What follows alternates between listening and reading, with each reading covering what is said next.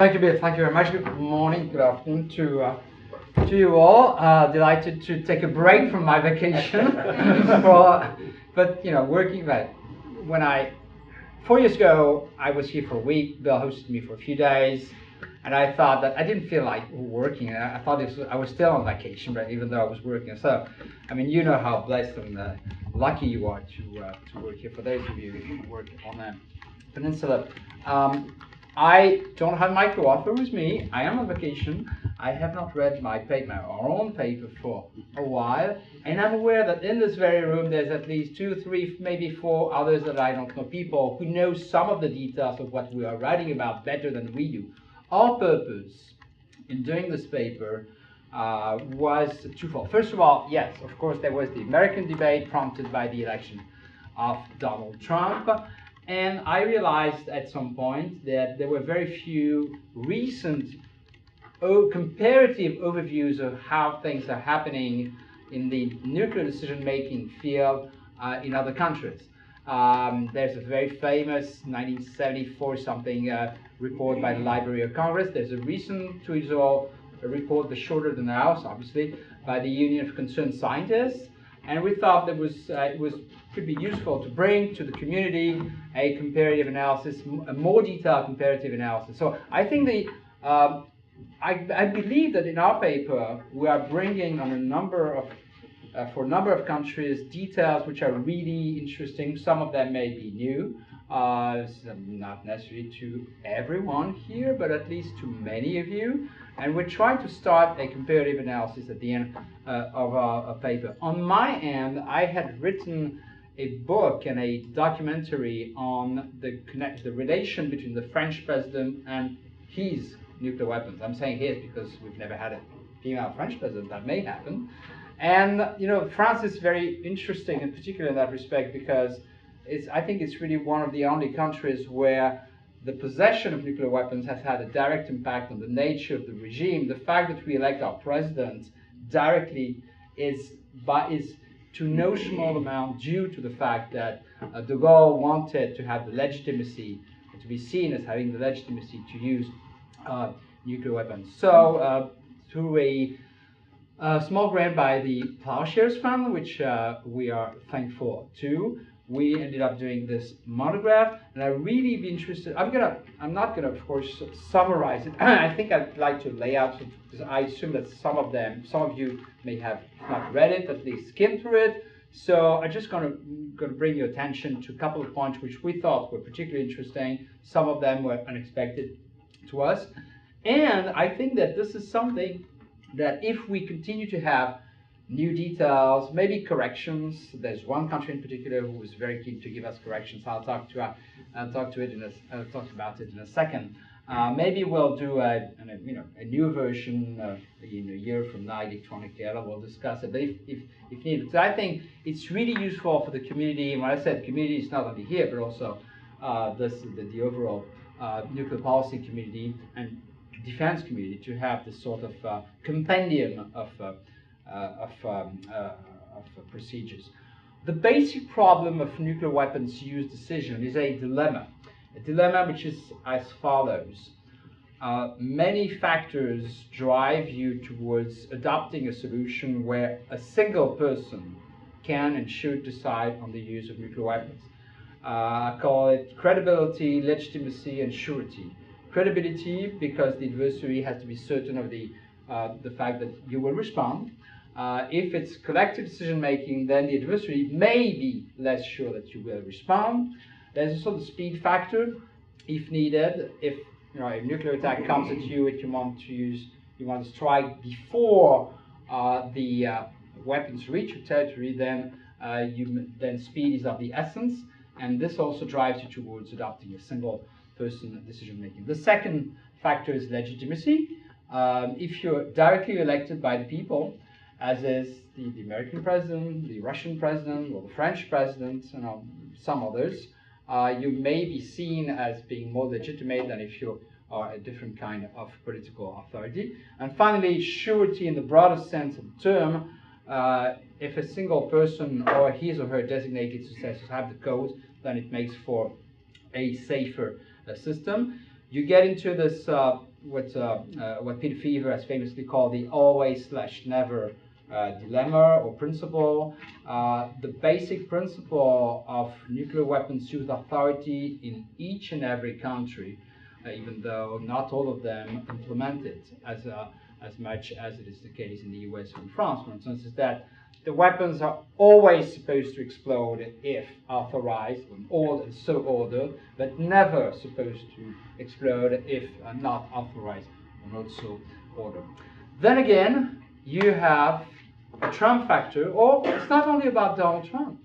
How about Mr. Kim, for instance? How about others? The fact that you have very particular presidents. I mean, I'm not here to get into American politics. I never do that. I never do domestic politics in the country that I'm a guest of, but you can do that better than I will. But at least we can all agree that he has a very peculiar kind of personality, which legitimately raised the question of is it safe, is it reasonable, is it good that a single person such as this one has the power to launch nuclear weapons? Guess what? You're not the only country where this debate has taken place. During our 2017 presidential election, because the National Front candidate, Marine Le Pen, was very high in the polls, the Prime Minister at some point says, do we want this person to have the authority to launch nuclear weapons? Hey, I think she's in fact a much more reasonable person deep down than Donald Trump. That's my own personal judgment. But still, she's a hyper-conservative, most people would say extreme right person. So it's become a way, and you've seen that sort of argument coming up here and there in various political campaigns around the world, nuclear-armed countries. Then people would say, would you want, it's like the ultimate argument, would you want this person to be able to launch nuclear weapons? So that's just to say, this is not only an American debate, even though it's epitomized, of course, in the Trump presidency. So when we completed our survey of what's happening, how these things are dealt with in all nuclear-armed countries, we thought that it was useful to dispel a number of, I wouldn't say myths, because for many of you here there would not be myths, but at least myths in the collective psyche, or at least in the body of public opinion. There are some easy ones. You know, some people think that the football here, or its equivalent in France, because there's an equivalent in France, is a communication device. No, it's not a communication device. It actually has, you can literally see, we spent time, Jeff loves photographic analysis, so we spent a couple of emails exchanging various images, then until we realized at some point there is a telephone which actually can be taken out the football. So it's not in itself a communication device. The bottom line is, and I think it's true in most countries, you don't need this to use nuclear weapons. And the sort of systems that the Americans or the French have designed makes it actually possible to use nuclear weapons pretty much from anywhere with a variety of communication devices. Another myth in public opinion is that there is a code. There is no single code. There is a set of codes. And in particular, and again, apologies for those of you who may be very familiar with these issues, but it's very important to distinguish between the authorization code or codes and the enabling codes. Okay? There's generally several countries at least have an authorization code, which is the one that the president or his or her legitimate successors would have. But then there's a bunch of other codes throughout the system to make sure that the order is being appropriately transmitted, that what the president has decided is what's going to be implemented, because otherwise it's not a go, no go thing. It's go and destroy, I don't know, Windhoek, Namibia. I'm saying Windhoek because I'm assuming nobody's from Namibia. Okay. Is anyone from Namibia here? No? I'm close enough, so that's... Okay, I'm sorry about that. Hey, how are you? Sorry about that. But, the prevailing winds, I think you'll be safe. Yeah. So it's not only about go, no go. It's also about making sure that only what the president has decided to strike will be struck. So no single code. It's also become almost an article of faith to say in the American presidency that the president can decide, nothing can stop him. Okay, It's true and not true at the same time. In a chain of command, and especially in a nuclear chain of command, there's a bunch of steps. There's a minimum number of steps that needs to be fulfilled for the weapon to actually detonate. So the fact that Donald Trump says go and strike Windhoek, that's the last time I'm using Windhoek. I'm going to use something else. That does not mean that there are no other steps along the way.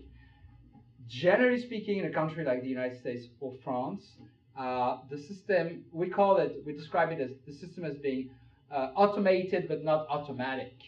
The fact that there are built-in safeties in the system does not mean that there's zero human intervention. Of course, it's obviously the case in a silo or or inside a submarine. Okay, so just to give you an example. So it's not entirely true that if Donald Trump say destroy Moscow, Nicola, I think that this is so international. I'm not there, so don't worry. That's okay. Yeah. Go ahead. That any capital I'm going to choose, I'm going to be someone's going to complain. So. Anyway, so the fact that Donald Trump says destroy Moscow, this is my code, does not mean that there's absolutely no possibility for the chain of command to stop it. Now, it's difficult to have all the details for all countries. I've been clear at a very high level in France, but even the highest clearances, because of compartmentalization, does not give you access to everything because you don't have a need to know. So I know that even at the very top, the number of people who know the whole procedure is extremely limited in my country. So I assume it's the same in the US.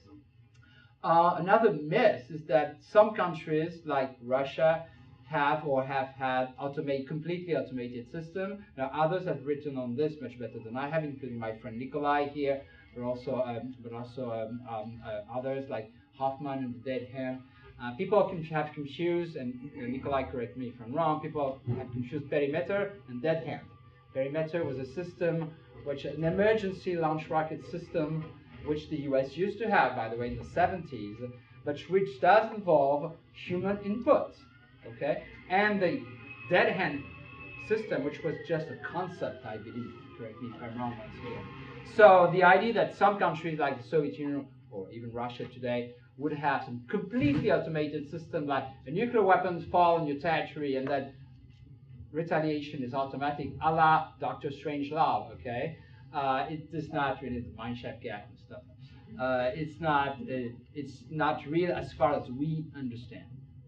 Finally, and the most interesting, I think one of our most interesting insight in this paper is that not all countries do things the same way. And in particular, we thought we could find some kind of distinction between two families of way to do this.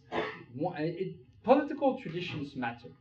We realize that in countries which have inherited a tradition of parliamentary democracy, full parliamentary democracy, such as the UK, but also India and Pakistan, which have inherited some elements from British political culture, there is a collective body involved. Now, in the UK, in theory, official statements today say only the Prime Minister can authorize. That's true. But we found some declassified paper from the Cold War with the procedures what I actually explained, and it said use of nuclear weapons would be, quote, a collective senior ministerial decision. Okay, so maybe we don't know how things would happen. I'm not even sure that the British know exactly how things would happen. But at least there is this assumption that there would be some collective deliberation if time and circumstances permit. In India and Pakistan, it's actually a body which decides it. Okay, in Pakistan, well, I'll get to Pakistan in a second because the Pakistanis have blasted us. Well, they blasted us for many things, but for not getting right a couple of things. But in Pakistan, you have a collective body making this decision, and as it was explained to me some years ago by someone who was at the core of the system, the idea would be that each person around the table would, quote, vote, and that the chairman of the authority, the national command authority, would take the final vote. So it would have to be some kind of majority voting, although they would hope to have some kind of consensus.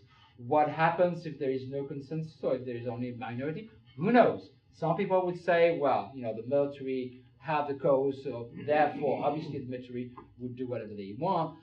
Then things become murky. I can't say that we've exactly established how much it's still supposed to work, and how much it would work. That's an important distinction.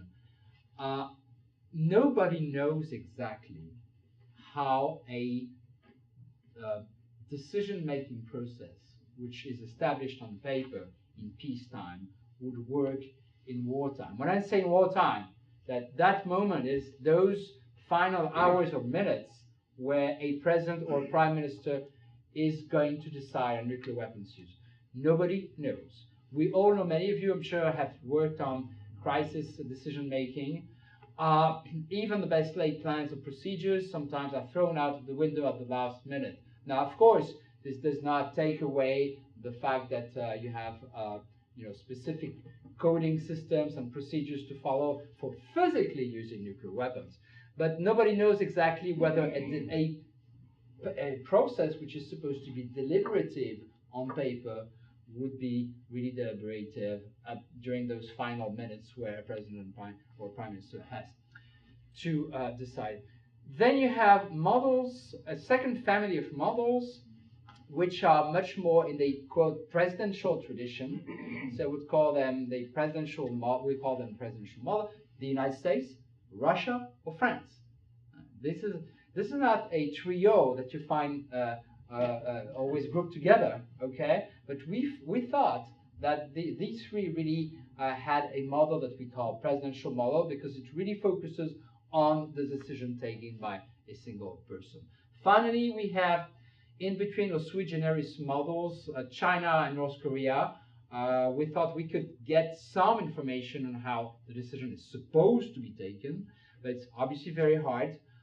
We assume, as with many other China experts, that the Chinese model was theoretically supposed to be more collective, but we're not so sure it is as collective as it was in the past because of the evolution of the Chinese political regime under Xi. Now, a couple of other issues. How long am I supposed to speak? By the way, I don't think you gave me instructions. So that's right. I was more concerned with making sure we had the seminar. I would say about another 10 minutes. Oh yes, that's totally fine. Yes. A couple of other things that I think is interesting to establish when you want to know more about these debates or understand these debates. One is about the so-called two-men rule. By the way, no offense, but it's generally called the two-man rule. I tried to call it two-persons rule, and Jeff thought that it was not clear because people always use the expression two-man rule. So I'll call it the two-man rule. When you see the two-man rule, when you hear about the two-man rule, about nuclear decision-making, it can refer to very different things, depending on the country or on the procedure. It can be a physical requirement, like two persons have to turn a switch or turn a key or enter a code, literally, maybe at the same time. Take, for instance, a submarine. I was in the French SSBN the other day, and I was shown the room where the commanding officer would turn his key, or the equivalent of the key, so it's not really a key, and where the EXO would do the same. The physical distance is such that it's really impossible for one to influence directly the other, and it's pretty much the same thing for a US SSBN. The two-persons rule, two-man rule, can also refer to a controlling, a validating authority. The country that I'm most familiar with, my own, has established a system of control for nuclear weapons activities, which is pretty proud of, because what they're really proud of, as most French are, is that when the Americans come and say, how do you do this? This is really interesting. Now the French can brag, well, even the Americans are impressed by our system. So that's the secret of French-American relations. The French want to be admired by Americans. Okay, was that on the record? Yeah. That's all right. So you can have a person doing something like moving a certain component of a warhead, and that there's another person who acts as a controlling, validating authority to make sure that the weapon component was properly handled, okay? or a person has to switch something somewhere in the chain of command, and there's another person to verify the visibility. So we literally have two parallel chains, not of command, but two parallel chains of authority, where we have a dedicated chain of authority which report to the minister and not to the chief of defense staff. So we have two separate chains, one doing the thing, the other verifying or controlling that the thing has been done properly. And this is true for each and every nuclear weapon activity, from designing the core to actually delivering the weapon. So that's the other possible meaning of two-man, two-person rule. Finally, the third possible meaning, which we're not sure, but may be implemented maybe by one country, although we're not sure. It's literally different chains of command for the missiles and the warheads. So you have literally one chain of command for directly where the missiles could be, should be, are going to be put on the high level of alert, etc. You have a different chain of command, different authority, different institution maybe, working strictly on the warheads itself, or maybe just on the fissile core. So, to sum up, whenever you hear or you read two-man rule, it can refer, because this expression tends to be used loosely, it can refer to different things. Let me conclude with two or three thoughts. First of all, we still have question marks. For instance, Russia. A question mark that we have is as follows, and it's really an open-minded question mark. We don't know. We thought, if the Russian president really has full control, how did it happen when Medvedev was president and Putin prime minister? Did Mr. Putin give full and federal access to launch authority? Did they have some kind of informal understanding? Did they change the procedure specifically for that moment where they switched? We don't know. By the way, Nikolai, if you have some thoughts about it, it would be interesting. But that's an open question to us. Pakistan, there was a reaction, a very strong reaction by a research institute, which is generally considered to be very close to the military. We said this is where the authors have it wrong. Okay, we are assuming that what they say is partly correct, at least. We're not certain that all the criticism they are making are legitimate ones. We think that some of the things we got right, but they were unhappy that we put it on the outside. By the way, this was obviously 100% open source, but whenever we had information coming from personal conversations with relevant authorities, we listed it as personal truths or author's information. Okay, so there's obviously no intel here, but we use also our experience in our discussions in various countries over the past 20 years, 25 years. Also question marks on how a country like China will deal with launch authority with its new generation of SSBNs. Now that China has operational SSBNs, if we assume that at some point these SSBNs will go on patrol with missiles armed with live nuclear warheads, what does it mean for the transmission of the order? There are two possible models here. There is the I would call it the Soviet model, for lack of a better word, where you have a political commissar, basically, on board, who's supposed to validate the launch order, or at least to confirm the launch order. Or you can have what other countries do. I know that France does that, and I believe the United States does that too, is that the submarine commander cannot launch the weapon, physically cannot launch the weapons without a code transmitted at the last moment, or at least a few hours before the launch, to permit the launch. We don't know how a country like China is going to deal with that, but it's an interesting question, because for a country as centralized, and some would say as paranoid as China, especially when it comes to its nuclear weapons, not that my own country is not paranoid about its nuclear weapons, but others are too. But it's really the crown jewels for most countries. So, are they ready to relinquish part of centralized control? Because China, so far, was doing everything from land, okay? And it's easier to maintain Communist Party control from land than it is when the boat is sailed to sea. So question mark also here, and we hope, as they say in academia, areas for future research. Finally, we also dealt with something which is fascinating but not very well known, and on which we believe there is also more research to be done, which is what is called technically devolution authorities. Now, if the president or the prime minister dies or is incapacitated, what happens? What is really fascinating in this subject is, including from a legal standpoint, by the way, that for most countries you have two different possibilities. Either you are in a situation where the constitutional process can work, and generally, as in the case in the US or in other countries, you have procedures which are, presidents can die, prime minister can die, it can be outside wartime, and you can have a replacement successor, the vice president in the case of the United States, for instance, or the president of the Senate in the case of France, for instance. Okay? But what happens in wartime, where in the fog of war, should I say the fog of nuclear war, which would be an extraordinarily heavy fog, and several countries have decided to set up special procedures for nuclear use, where the authority to use nuclear weapons is devolved to a different authority, which is not necessarily the one that the Constitution or its equivalent would devolve it to.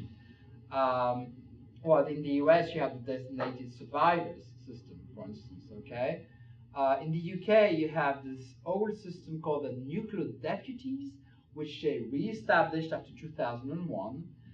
The British Prime Minister can appoint 1, 2, or even 3 nuclear deputies, which are generally high-level government ministers, like secretaries, okay? You would not necessarily know that they are deputized to have actually nuclear weapons launch power authorization if the Prime Minister disappeared, okay? So that's the British way. The French way, we are reportedly using the defense code, which is the same. So it's not the same, it's not only for nuclear weapons use, but it's the authority to conduct war if there is no more president and the president of the Senate cannot do the interim, then the prime minister would have the authority. What if the prime minister disappeared? This is where it really gets interesting and intriguing. Some of you may have seen the Netflix Designated Survivor series. Okay, I'm sure some of you do. So we're getting into that kind of territory. Now, in principle, the defense minister reportedly would replace the prime minister, who himself or herself has replaced the president. What if the defense minister is no longer there? Rumor has it that the French president has a secret list of personalities to which he had devolved the authorities in advance, in case he disappears.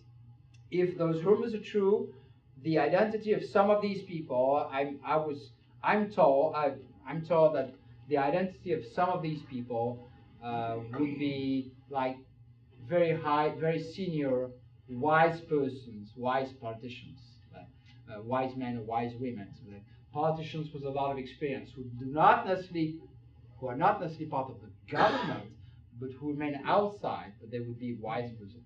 I don't know, and I cannot confirm, and I don't think anyone would confirm to you whether these rumors are true or not. But this gives you an idea of the kind of dilemmas that the people who have to think about these issues. What happens if, and what if, and what if, and what if, and what if, etc. At the fifth or sixth level of what if, is becoming extraordinarily theoretical, of course, but also totally fascinating in terms of what it means for the sort of responsibilities that a person can get in wartime. It also involves many interesting legal questions. I'm going to end it here with coming back to my initial point about this dilemma of all these factors that lead you towards single-person decision and the problem that you can have with some very particular personalities, such as Donald Trump. I think that to some extent this dilemma is inescapable, but we do think that there are grounds for other kinds of decision making. Frankly, and even though, as Bill hinted at, I'm really a fairly conservative person when it comes to nuclear policy, why would you need to be able to react with extreme speed if you take out the launch and warning option? I think any nuclear weapons use, be it today or 50 years ago, is such a momentous decision that leaving it in the hands of a single person would have to decide, maybe in a matter of seconds, is kind of crazy, okay? So the arguments of some of my friends and colleagues are, wait, but the university needs to be convinced that we can do it and everything. Yes, but for philosophical, ethical, and moral reasons, I'm not sure I'm ready to accept that contingency. And maybe it would be better to downgrade slightly the level of deterrence, that you take out the ability to